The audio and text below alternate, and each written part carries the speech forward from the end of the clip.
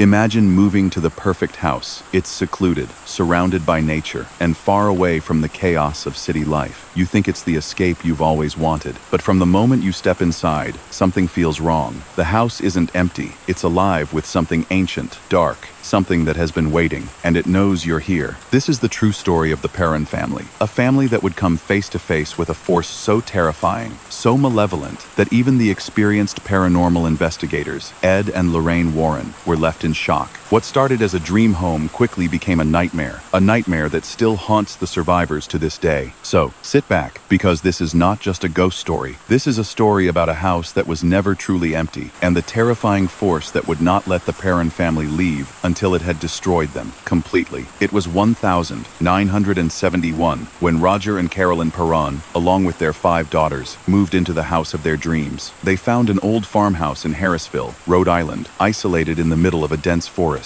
The house was exactly what they had been searching for, a quiet refuge where they could start anew, away from the noise of the world. But as soon as they stepped into the house, something felt wrong. The air was thick, as if the house itself was holding its breath, waiting. It wasn't a simple matter of the house being old. It felt alive, not in a good way. It was as though the walls were watching them, the very wood beneath their feet, groaning with a quiet, ominous whisper. Carolyn dismissed the feeling. Maybe it was the anxiety of the move, the change. Maybe it was just her imagination. But that night, she woke up suddenly. Her breath was labored, her heart pounding, as though something was pressing down on her chest. Her eyes scanned the dark room, but nothing was there. She told herself it was just stress. The move was overwhelming. But then came the smell. It started as a faint, sickly scent, something rotten, putrid. Carolyn thought it was a dead animal, hidden somewhere in the walls. But the smell would not go away. It became worse with each passing day, an overpowering stench of decay, like something was dying in the house itself. The smell would cling to their clothes, follow them room to room, choking the air and making it nearly impossible to breathe. She searched the house, every closet, every corner, but she found nothing. The smell seemed to move. It wasn't just in one room, but it slithered through the walls, twisting through the air like a poison. It wasn't the smell of something dying. It was the smell of something waiting, and it was only the beginning. Night after night, the Perrons were woken by sounds that no one could explain. At first, it was just creaking, quiet, almost soothing sounds, like the house was settling. But that didn't last long. Soon, the sounds grew louder, more deliberate. Heavy footsteps, dragging across the floors, slow and methodical. They would walk down the hallway, pacing the house, step by agonizing step, always just out of sight. No one would ever find the source. And every time they investigated, the footsteps stopped, only to start again once they turned their backs. The doors would open and shut by themselves, violently, as if being slammed by unseen hands. And sometimes, they would hear knocking, heavy, rhythmic knocking, as though someone was trying to break in. But when they opened the door, no one was there. They tried to ignore it, but the feeling of being watched, of something waiting, only grew stronger. It felt as though the house was alive, watching them, listening to them. And then, the whispers began. It wasn't just the sounds that were terrifying. It was what came next. The whispers. They began softly at first, distant murmurs that seemed to come from deep within the house. Carolyn would hear them while doing chores, just out of earshot, like someone was speaking in another room. She'd listen closely, but when she entered the room, it was always silent. No one there. But as time passed, the whispers became more distinct, more deliberate. Carolyn began to hear her name. Carolyn,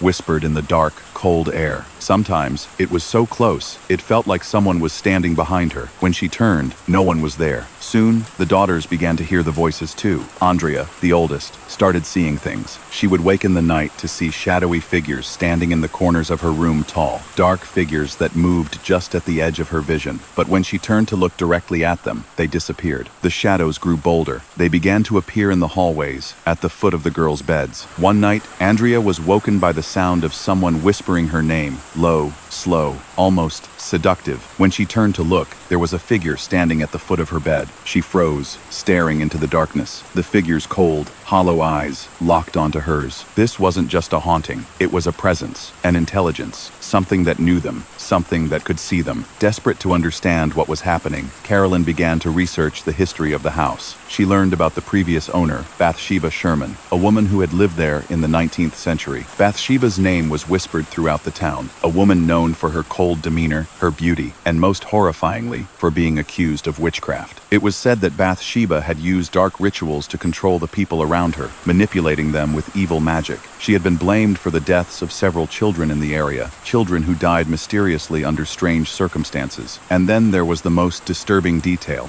Bathsheba had been the one who had lived in the house before the Perrons, and she had died there, alone, her spirit lingering. As Carolyn dug deeper, she learned that Bathsheba had been accused of using witchcraft to curse the land, to keep the souls trapped, and that her spirit remained in the house, vengeful and angry. The whispers Carolyn had been hearing were not just the house settling, they were Bathsheba's spirits, tormenting her, calling out to her. Bathsheba's curse had taken hold, and she wasn't just haunting the house. She was feeding off it, off the fear of those who lived there. Carolyn's research made it clear there was no escape. The house and Bathsheba's spirit had claimed them. Panicked and terrified, Carolyn reached out to Ed and Lorraine Warren, two of the most respected paranormal investigators in the world. The Warrens were known for dealing with the most dangerous, most terrifying cases, but even they couldn't have prepared for what they would encounter in the Perron house. When Ed and Lorraine arrived, they immediately sensed something was wrong. Lorraine, a gifted psychic, could feel the oppressive, suffocating atmosphere the moment she stepped inside. It was as if the house itself was closing in on them, holding them hostage. Lorraine felt a coldness in the air, a sense of foreboding so thick it made her chest tighten. She immediately knew this wasn't just a haunting, it was a battle with something far more powerful. Ed, with his years of experience as a demonologist, began documenting the activity. He witnessed things moving on their own, furniture being thrown across rooms, doors slamming with violent force, and loud, guttural noises that seemed to come from the walls themselves. But what alarmed him most was the overwhelming feeling of evil that seemed to radiate from the house. He felt as if they were walking into a trap set by Bathsheba, and the house was the bait. They tried to communicate with the spirits, but the house fought back. Every attempt to make contact was met with resistance. Lorraine began experiencing vivid visions of Bathsheba's twisted face, of children trapped in the walls, of a dark force growing stronger with every breath they took. The house wasn't just haunted, it was alive, and it was feeding off their fear. As the Warrens delved deeper, things began to escalate. Lorraine felt a growing darkness, something that wasn't just a ghost. It was a force, a demonic presence that was stronger than anything they had ever encountered. Lorraine, who had always been able to communicate with spirits, found herself battling something she couldn't control. She started feeling herself being pulled into a trance-like state, her body betraying her, as though Bathsheba's spirit was trying to possess her, to use her as a vessel for its anger. One night, Lorraine collapsed into a trance during an investigation. Her body shook violently, her eyes rolled back, and she began speaking in a voice that wasn't her own, deep, guttural, filled with rage. In that moment, the Warrens realized that this wasn't just a haunting. This was an all-out battle with a demonic entity, one that had been waiting for someone to take control. During one of their most intense exorcisms, Carolyn was violently pulled across the room by an unseen force. She screamed as the darkness wrapped itself around her, dragging her across the floor, leaving deep claw marks in its wake. The Warrens fought back with all their strength, praying and calling on every tool they had to fight the evil in the house. But it wasn't easy. The house fought back, stronger and more vicious with each attempt to expel the spirits. At one point, a door slammed shut with such force it sent Ed flying across the room. They could feel the evil pressing in, suffocating them, pushing them to their limits. Finally, after a battle that seemed endless, the Warrens succeeded. They drove the spirits from the house, but at a terrible cost. The house fell silent.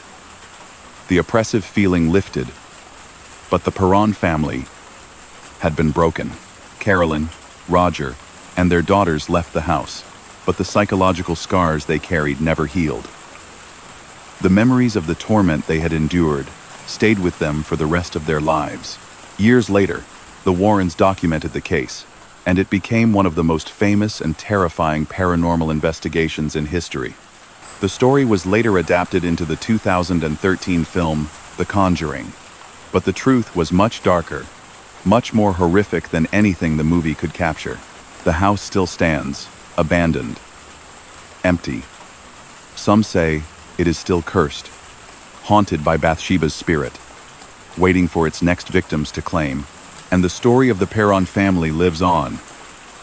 A chilling reminder of what happens when a house isn't just haunted, but alive, waiting for someone to step inside.